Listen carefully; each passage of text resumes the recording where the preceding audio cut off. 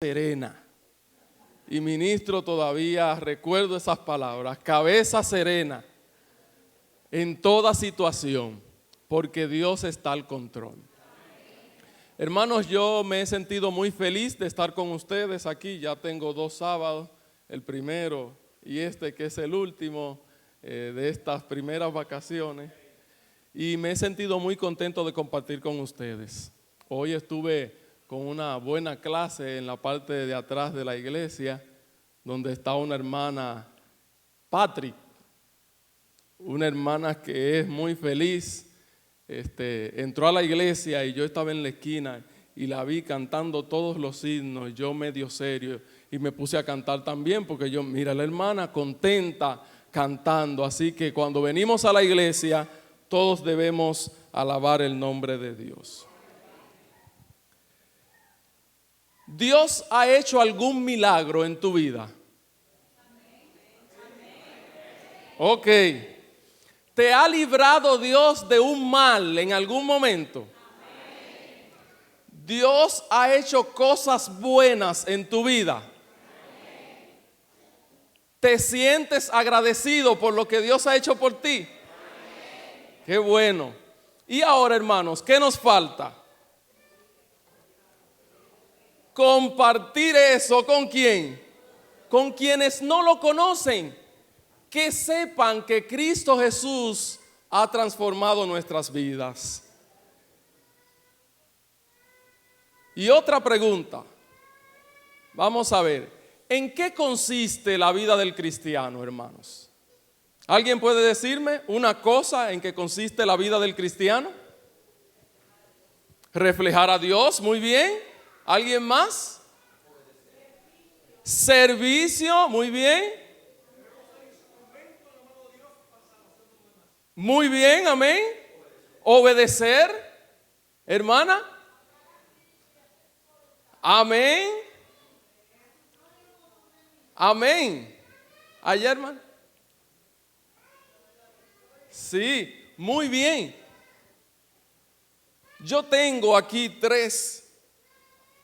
Algunas de ustedes la mencionaron, pero quiero compartir 3 cualidades o 3 cosas en las que consiste la vida del cristiano. Número 1, la oración. Y hemos escuchado muchas veces decir que el poder del cristiano, ¿dónde está? Que mucha oración, mucho poder. Y si hay muchos problemas y dificultades, hermanos, otros dicen rodillón fuerte para resolver esos problemas. Una vez un pastor estuvo predicando en mi iglesia y él dijo que uno se daba cuenta, yo estaba pequeño, y él dijo que uno se daba cuenta que alguien oraba mucho porque usted iba a encontrar que tienen 2 sellitos en las rodillas. Hay mucha gente riéndose aquí, parece ministro que saben de qué estamos hablando. Y cuando yo levanté mi pantalón, hermanos, yo no tenía los 2 sellitos. Así que terminado el culto, yo fui y me arrodillé como por 45 minutos buscando los sellitos para que dijeran que yo oraba mucho. Pero así es que se consiguen esos sellitos, hermano. Es una vida que constantemente, ¿en qué? En la oración. Pero no se vaya a ofender si aquí hay algún hermano que no lo tenga, porque puede ser que yo no me pueda arrodillar y no lo tenga. Pero el sellito está en el corazón y Dios lo ve. Lo único que nosotros debemos hacer es orar en todo momento, en todo tiempo a nuestro Padre Celestial. Y dice la señora Elena de White en una de sus revistas, Los Heraldos, que la oración es una parte importante en el éxito de las ganancias de las almas. Si los miembros de la iglesia pusieran a trabajar los poderes de la mente en esfuerzos bien dirigidos, en planes maduros, podrían hacer mucho más por Cristo de lo que están haciendo ahora. Si avanzaran con oraciones sinceras, con mansedumbre y humildad de corazón, buscando impartir el conocimiento de la salvación, el mensaje alcanzaría a todos los habitantes de la tierra. ¿Con qué es esto, hermanos? ¿Entendemos por qué el cristiano debe orar? Otra cosa, bueno, en la Biblia hay muchos ejemplos de oración, no podemos hablar de ellos ahora. ¿En qué consiste la vida del cristiano? En el estudio de la Biblia. La palabra de Dios es el pan de vida. Y dice ella, no digo yo, que los que la coman y la digieran. ¿Qué cosa, hermanos? Los que la coman. ¿Qué pasa cuando nosotros comemos algo y no digerimos? Nos sentimos mal. La comida no fue buena. Pero ella dice que todos los que coman la palabra de Dios y la digieran, o sea que la palabra de Dios le puede caer bien a todo el mundo. Puede que a usted no le guste. Y mi papá está luchando porque yo coma ají morrón. Y yo le dije que empecé a comer ají morrón porque me lo ligaba en un jugo con mucho limón y guayaba. Y entonces yo empecé. Todavía no puedo hacerlo como él, que se lo come como la manzana, pero estoy en camino. Dice la señora, no es que me guste, porque hay muchas cosas que no me gustan y yo tengo que comerla porque me hace bien. Y ella está diciendo que los que coman la palabra de Dios y la digieran, transformándola en una parte de cada acción y de cada atributo del carácter, crecerán vigorosos en la fortaleza de Dios. ¿Quiénes, hermanos? Los que la coman y ¿qué cosa? Y la digieran. Porque la Biblia, la palabra de Dios, concede un vigor inmortal al alma. Ella perfecciona la experiencia y produce un regocijo que permanecerá para siempre. Hay que leer la Biblia, hermanos, porque la Biblia es la que nos sostiene. La Biblia es la que me da fuerza en los momentos de dificultad. Cuando hay necesidad, cuando hay problemas, en la palabra de Dios es que nosotros encontramos todo lo que necesitamos para mantenernos en pie. Si pecamos, ¿qué es lo que dice la Biblia? Si alguno pecare, ¿a quién? ¿Qué tenemos que hacer? Ir a Él. Si tenemos dificultades, Él dice que Él da fuerza, ¿qué? Y la multiplica al que ninguna tiene. Si tenemos temor, encontramos esto en la palabra de Dios. ¿Y qué dice? No temas, porque yo estoy contigo. No desmayes, siempre que, siempre te sustentaré. ¿Con qué? ¿Dónde está eso, hermano? Y si yo no leo la Biblia, ¿voy a encontrar fuerza? No voy a encontrar fuerza. Y hay un texto que yo siempre comparto cuando hablo de promesas. Mi esposa lo ha escuchado cada vez que he predicado este tema o hablo de promesas. La Biblia dice, no he visto justo ni su simiente. Y yo creo eso, hermano. ¿Usted lo cree? Para que usted no pase hambre. Y yo siempre digo, si aquí hay algún hermano que ha pasado hambre, revísese. Porque no es justo o no soy justo. Dios es fiel cumpliendo sus promesas. Y Él dice, no he visto justo desamparado ni su simiente que mendigue pan. Y el Señor es fiel cumpliendo sus promesas. No te llegó la primera. ¿Cuál es la primera, hermano? El desayuno. Pero si eres justo, espera que va a llegar la segunda. Pero si no llegó ni la primera ni la segunda, no temas, porque antes de tú acostarte, te mandaron esa fundita. ¿Quién te la mandó, hermano? Papá Dios, porque Él no ha visto justo desamparado, ni su simiente que mendigue pan. ¿En qué consiste la vida del cristiano? En la testificación. Y voy directamente a lo que dice la viejita, que a veces nosotros no queremos hacerle caso. Lo dice, estoy leyendo, no lo digo yo. Pues si aquí se arma un problema, yo me voy, ministro. Y como no conozco aquí, pues no estoy hablando directamente para nadie. La mayor parte de los miembros de nuestra iglesia no están trabajando activamente. Viven sin pensar que es un tiempo de emergencia. Y estamos en un tiempo de emergencia, hermano. Los que están afuera necesitan el evangelio. Lo necesitan. Algunos, aunque profesan ser seguidores de Cristo, cruzan los brazos y descansan. Y mira cómo van las cosas, mientras los ministros y los encargados llevan las principales cargas. No, eso es del pastor, que a él le pagan por eso. Y eso es del primer anciano, que es el que va después del pastor. Y él es el director de obra misionera. Él es el que tiene que resolver si nadie viene.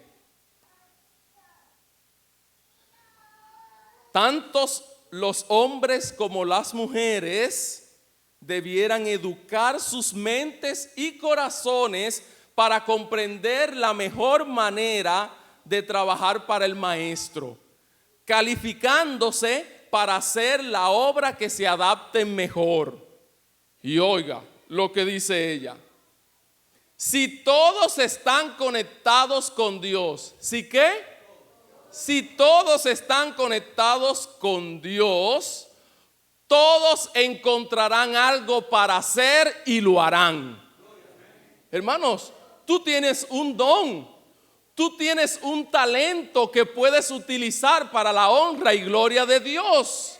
No te fijes en el hermano que tiene 5 talentos, porque ese hermano tiene más problemas que el que tiene 1. Porque el que tiene 5 talentos, ¿qué tiene que hacer? Ponerlo a funcionar los 5 al 100%.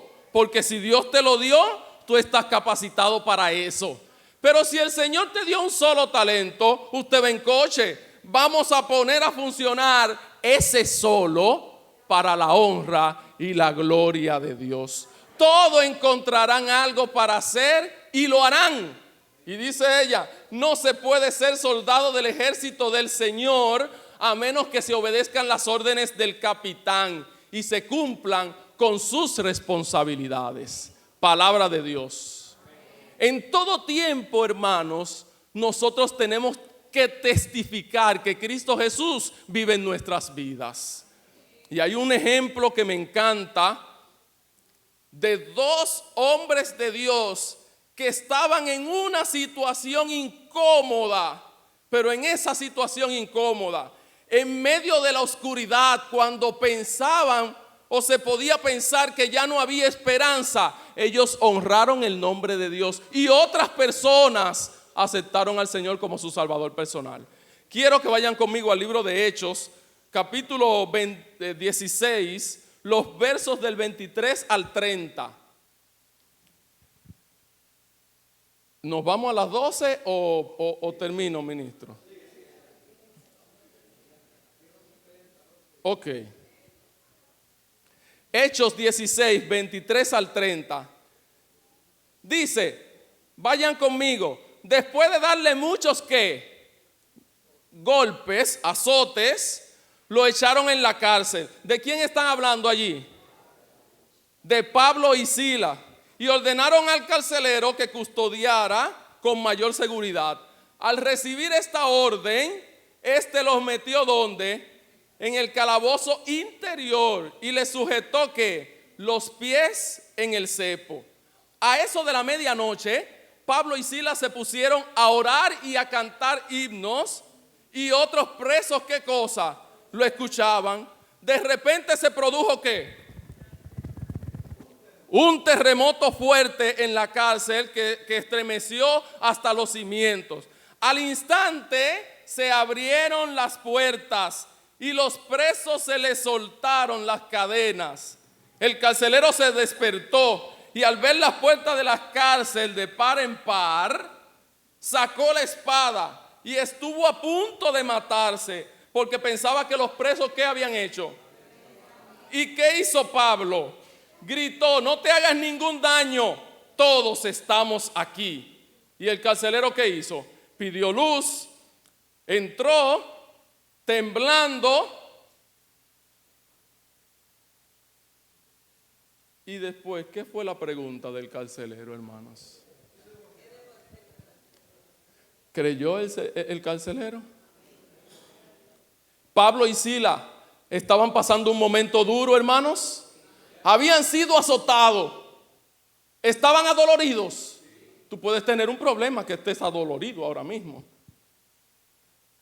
Como dicen allá, que te hayan desbaratado a golpes. Tenían dolor y encima del dolor vienen y lo meten en la cárcel más profunda y atan a ellos, a sus manos y a sus pies, le ponen cepo. O sea, tienen la herida y también lo están maltratando. ¿Sentían dolor Pablo y Silas? Ajá. Dice la Biblia que a medianoche, ¿qué ellos empezaron a hacer? A cantar y orar. Hermanos, ¿qué hicieron Pablo y Silas? ¿Usted está entendiendo lo que yo le estoy diciendo? Tú estás en momentos de dificultad. Tú estás en una situación dura. Tú estás en medio del dolor. ¿Qué es lo que tenemos que hacer? Cantar y orar. Y el Señor va a abrir las puertas de las cárceles. El Señor va a hacer que los grillos, que los cepos se abran y que tú seas libre. Y que otros también reciban salvación a través de ti en medio de tu dificultad. Eso lo dice la Biblia. Dios quiere que nosotros seamos, como lo decía la escuela sabática, un canal de bendición. Dios quiere que tú y yo nos convirtamos en sembradores para el reino de los cielos. Y él mismo dice que en el mandato bíblico, id a todas las naciones, ¿y qué? Bautízalo en el nombre del Padre, del Hijo. Entonces Cristo quiere que tú y yo nos convirtamos en sembradores. Y el mayor ejemplo está en una parábola que se encuentra en la Biblia. Vayamos a ella, al libro de Mateo, capítulo 13, los versos del 1 al 9.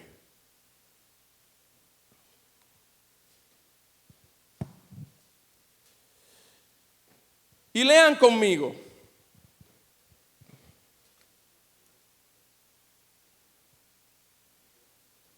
Aquel día Jesús salió de la casa y se sentó junto al mar. Se le acercó mucha gente así a él. Entrando en la barca se sentó y toda la gente estaba en la playa. Les habló por parábolas diciendo: el sembrador salió ¿a qué cosa? A sembrar. Y mientras sembraba, parte de la semilla cayó ¿dónde?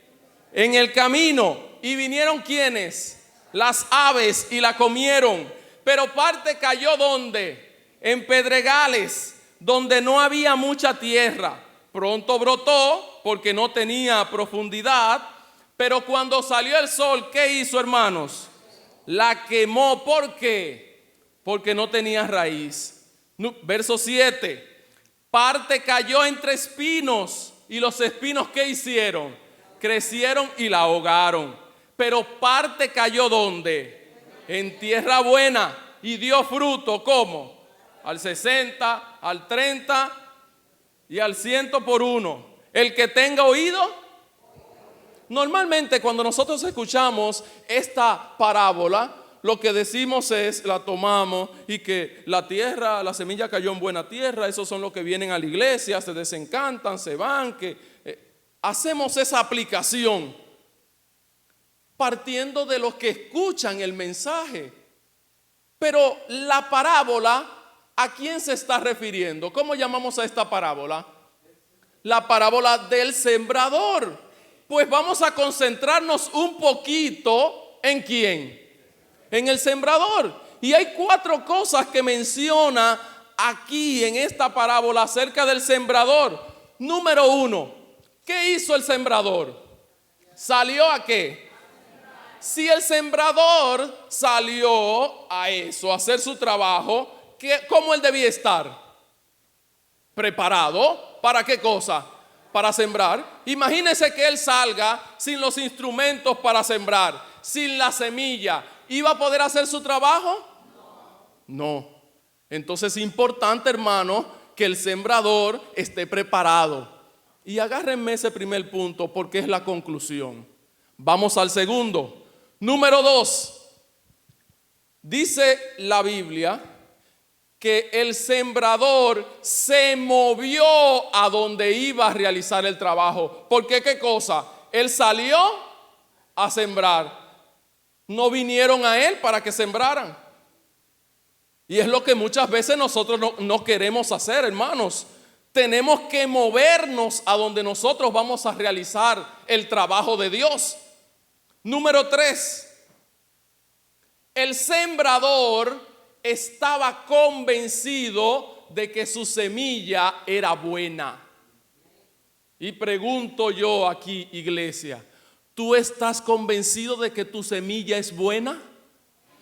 ¿Estás convencido tú de que adoras al Dios vivo? ¿Tú crees que tu Dios es el único Dios y que fuera de Él no hay nada? ¿Tú crees que tu Dios es el que puede resolver todos los problemas y todas las situaciones? Entonces tu semilla es buena. Y cuando yo estoy seguro de que es buena, ¿qué yo puedo hacer? Compartirla. Porque si la pastilla es buena, si la semilla es buena, si la fruta es buena, yo con toda confianza y autoridad voy a decir, tú puedes participar. ¿Por qué? Porque es buena.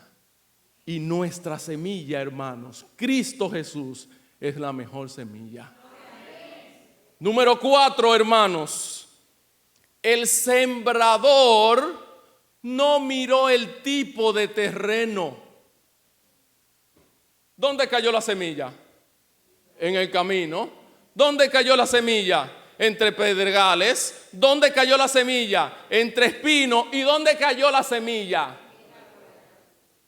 A él no le importó el tipo de terreno. ¿Cuál era el trabajo de él? Lo voy a decir así duro. Hermanos, a nosotros y a ti, a mí, no tiene que importarnos el tipo de terreno. Lo único que nosotros tenemos que hacer es compartir la semillita con otros. No importa si es una piedra, no importa si es espino, no importa si es el camino. Lo único que nosotros debemos hacer es compartir esa semilla con otros. Y muchas veces, hermanos, a mí me pasó. Salíamos a regar literatura y hay un señor que siempre tomaba la literatura, la empuñaba y la botaba. Ya cuando yo volvía a pasar por ahí, ¿qué yo hacía? Saltaba al Señor porque Él siempre la empuñaba. ¿Ese trabajo es mío? ¿A mí tiene que importarme eso? ¿Qué es lo único que yo tengo que hacer? Que la bote siempre. Que la bote siempre. Pero yo siempre, ¿qué voy a hacer? A compartir, dársela.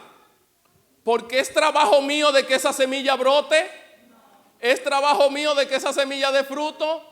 ¿Cuál es mi trabajo? Y ustedes ahorita, ¿o no? Ahorita no, ya casi. Vamos a entender por qué no debe importar el tipo de terreno.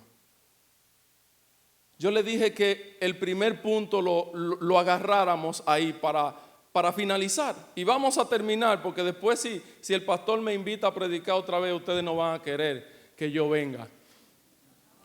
Vamos a la parte de que yo debo estar preparado para hacer el trabajo del Señor. ¿Por qué, hermanos? Porque a través de mí otros deben recibir bendición. Pero si otros van a recibir bendición a través de mí, ¿quién debe ser bendecido primero? Y está mal que usted le pida a Dios bendición primero para usted. Si no, yo no voy a poder bendecir a otro. Porque alguien puede dar lo que no tiene. Yo quiero que el Señor me dé un poquito más de dinero para yo ayudar a mi hermano. Yo quiero que el Señor me bendiga a mí para yo con esa bendición, ¿qué hacer?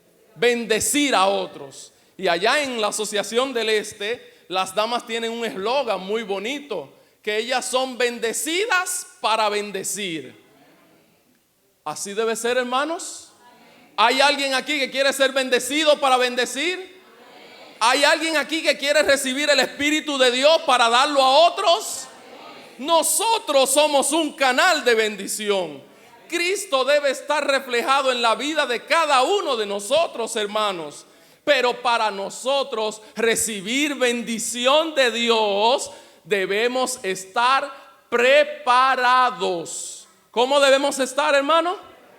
¿Y qué conlleva esa preparación? Lo dice la lectura bíblica de esta mañana. ¿Qué conlleva esa preparación? Vayamos a la lectura bíblica. ¿La recuerdan? Sí, todo el mundo se sabe ese verso. Segunda de Crónicas 7:14. Allá en Radio Amanecer hay una sección de oración que es a las 9 de la mañana, a las 12 del mediodía y a las 3 de la tarde. Y ese verso siempre lo ponen. Por eso yo creo que todo adventista que escucha Radio Amanecer se lo sabe. ¿Qué dice el verso? Si se humillare mi pueblo, sobre el cual mi nombre es invocado, y oraren y buscaren mi rostro, y se convirtieren de sus malos caminos, entonces yo oiré desde los cielos, perdonaré sus pecados y sanaré su tierra. Aquí, hermanos, están los 3 pasos que tú y yo necesitamos para estar preparados para recibir bendición de Dios. Número 1, ¿qué dice el verso? Si se humillare mi pueblo. Reconocer, hermanos, que nosotros no podemos. Reconocer, hermanos, que yo he fallado. Reconocer que me he apartado de Dios. Yo tengo que humillarme, y dice el Señor en su palabra. Y note algo que debo mencionar. El verso dice, empieza, ¿con qué empieza el verso? Sí, sí. Y note que el verso dice sí, y a mitad del verso, a mitad del verso dice entonces. Todas las promesas de Dios tienen una condición para que se cumplan en nuestras vidas. Y ahorita nosotros vimos, no he visto justo desamparado. O sea, para que no mendigue pan, ¿cómo deben ser primero? Justo. Si tú quieres que el Señor te dé fuerza, ¿qué primero tú tienes que hacer? Buscar al Señor. Si nosotros revisamos todas las promesas de Dios en la Biblia, vamos a encontrar que todas tienen una condición para cumplirse, y nosotros debemos hacer nuestra parte. Así es. El verso está utilizando un conector que en la escuela, cuando están hablando de los conjuntos, se le llama condicional. El conector que se llama condicional es el sí, entonces.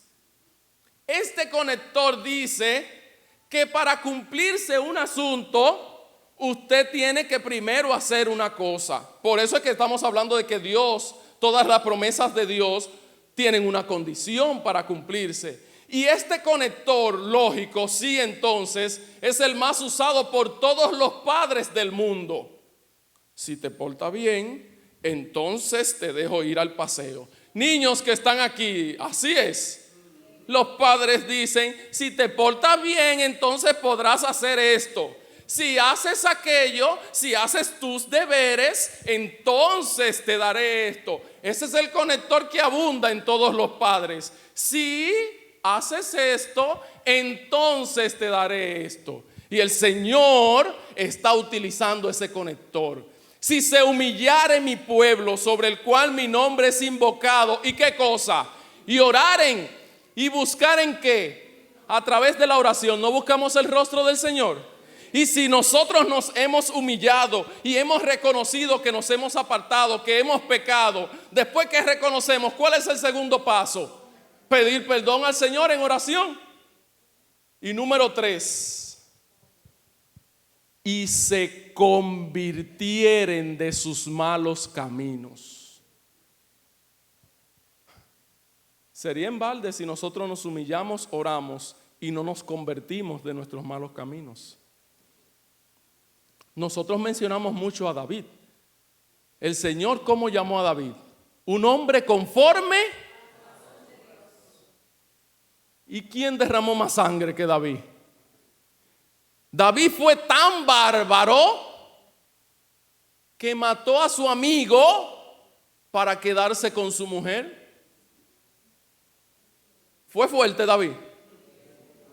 Pero usted sabe qué es lo que hace a David un hombre conforme al corazón de Dios, que se humilló, pidió perdón al Señor en oración y se apartó de sus malos caminos. Lo que necesitamos tú y yo, no importa qué pecados hayamos cometido, podemos pedir perdón al Señor. Y el Señor puede transformar nuestras vidas y nosotros convertirnos de nuestros malos caminos. Y mire qué bonito. Viene todo lo bueno después del entonces. Si haces todo eso, ¿qué dice el Señor?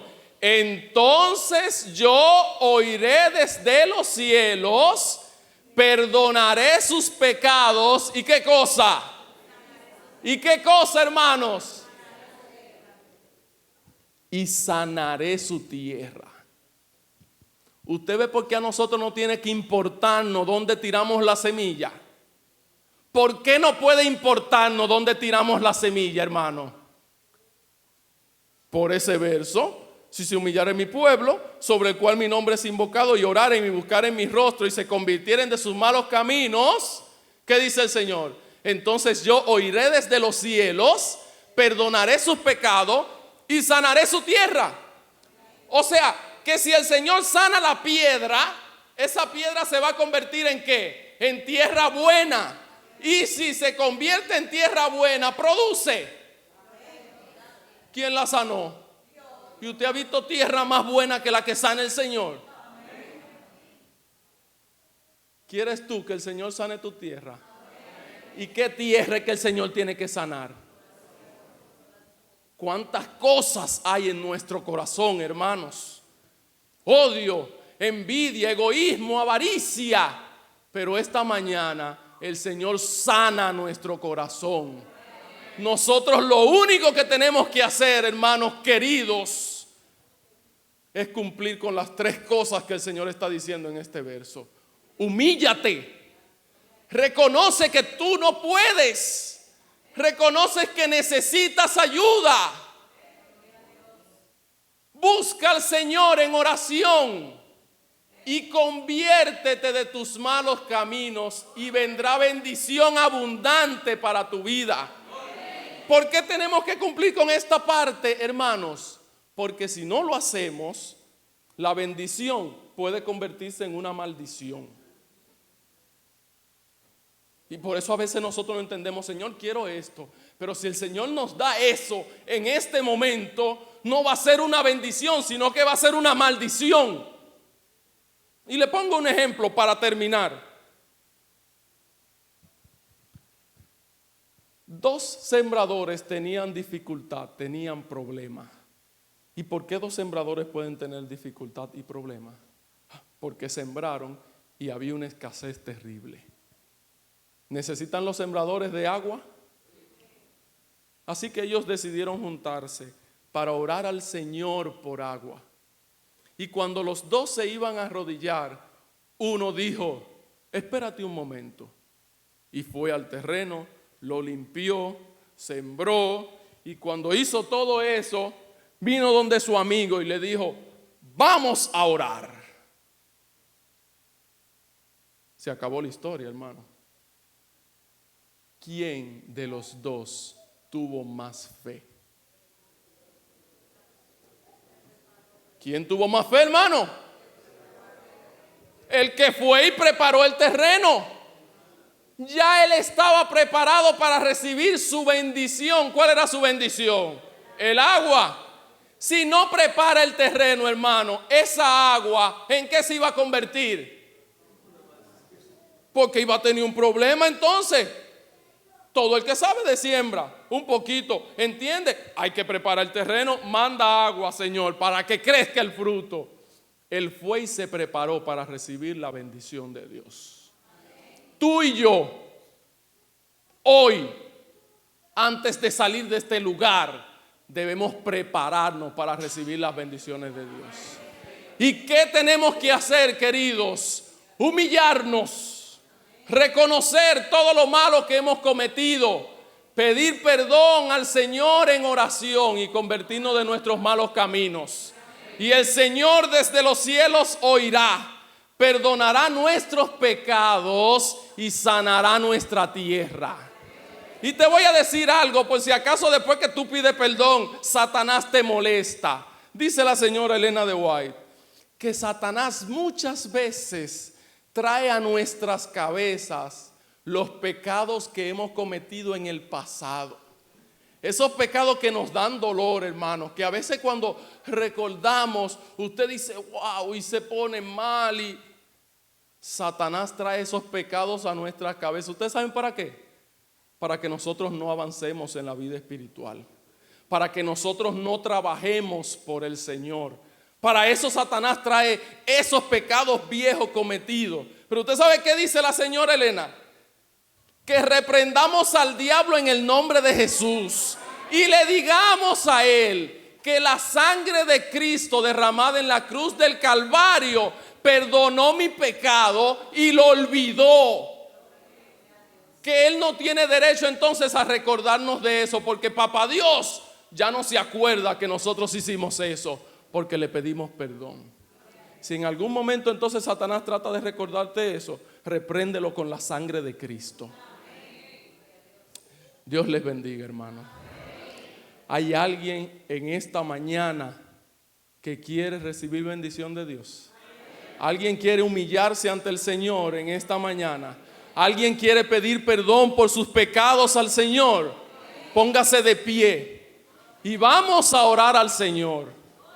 En un minuto, ahí calladito, quieto, pídale perdón al Señor por todos los pecados que usted ha cometido, porque en esta mañana nosotros vamos a salir renovados en el nombre de Jesús. Ore al Señor.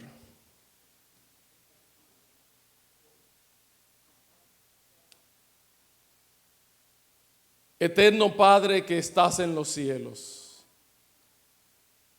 honramos tu nombre desde ahora y para siempre.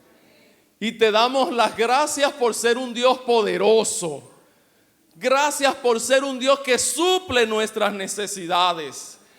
Gracias, Señor, porque tú estás con nosotros aún en nuestras dificultades y nos das las fuerzas para mantenernos en pie. En esta mañana tu iglesia está levantada. Hemos pecado, Señor. Nos hemos apartado de ti. Pero tenemos la esperanza bendita de que cuando pedimos a ti perdón, tú transformas nuestras vidas. Y en este momento, Señor, tu iglesia pide perdón por todos sus pecados. No importa cuál sea el que hayamos cometido, Señor. En esta mañana, cada miembro de la iglesia, cada amigo que nos acompaña, está mencionando ese pecado que ha cometido, pidiéndote a ti perdón por él, porque queremos ser limpiados en esta mañana. Queremos que tu Santo Espíritu cubra nuestras vidas.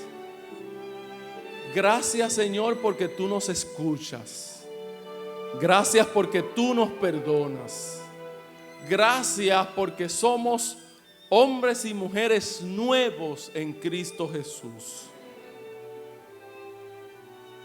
Pedimos estos favores en el nombre más precioso de todos los nombres, en el nombre de Cristo Jesús. Amén. Hermano, hermana, tenga la seguridad de que Dios perdonó sus pecados. Usted es un hombre y una mujer limpio en el nombre de Jesús. Tiene una página en blanco. Todo lo pasado olvidado está por el Señor. Nosotros a partir de este momento a vivir una vida que honre el nombre de Jesús. Dios les bendiga.